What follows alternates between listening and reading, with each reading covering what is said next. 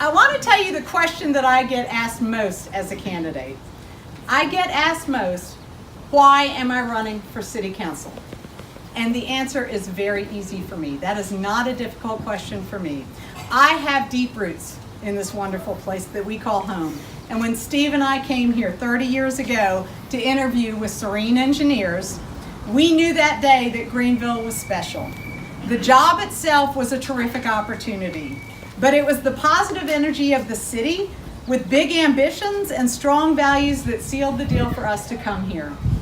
Even without the landmarks back then, like Falls Park, like Noma Square, like Floor Field, like the Swamp Rabbit Trail, and a vibrant Main Street, we were attracted by the welcome and the inclusivity of Greenville and the genuine commitment to progress in our community.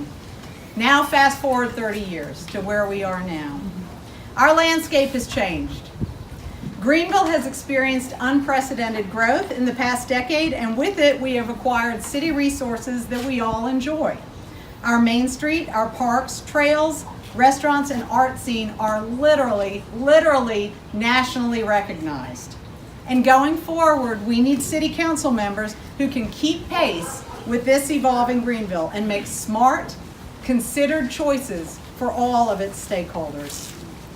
As our city has grown, so has the magnitude and gravity of decisions that are made by our city council, and maintaining the commitment to both progress and community that attracted Steve and I here 30 years ago has become more challenging.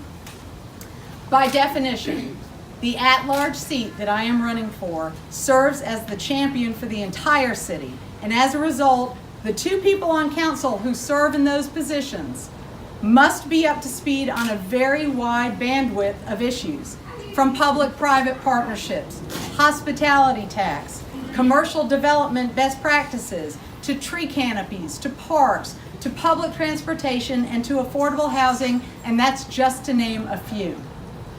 As our city embarks on a planning process called Greenville 2040, that will be the roadmap for our community for the next 20 years, and we want to be sure that the best interests of all of Greenville citizens are considered, and that smart people are setting our priorities.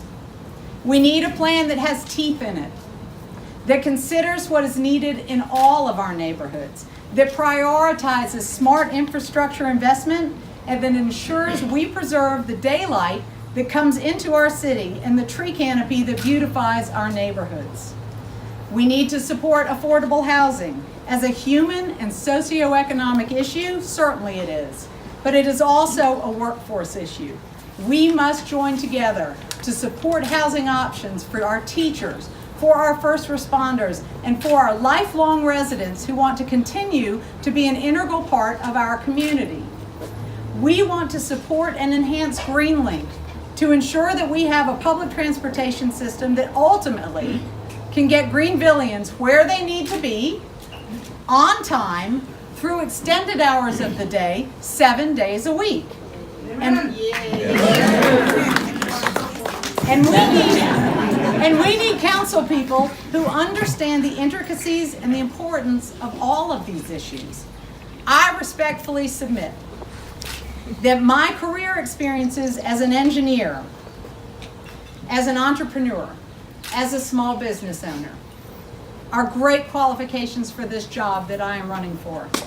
But I also believe that my community leadership on PTA, on Westminster Presbyterian Church Session, for the League of Women Voters, that my service as a neighborhood president and as the chair of the City of Greenville Public Safety Citizens Review Board, that this service to community and the reputation I have earned for hard work and delivering desired outcomes are equally valuable with my career experience.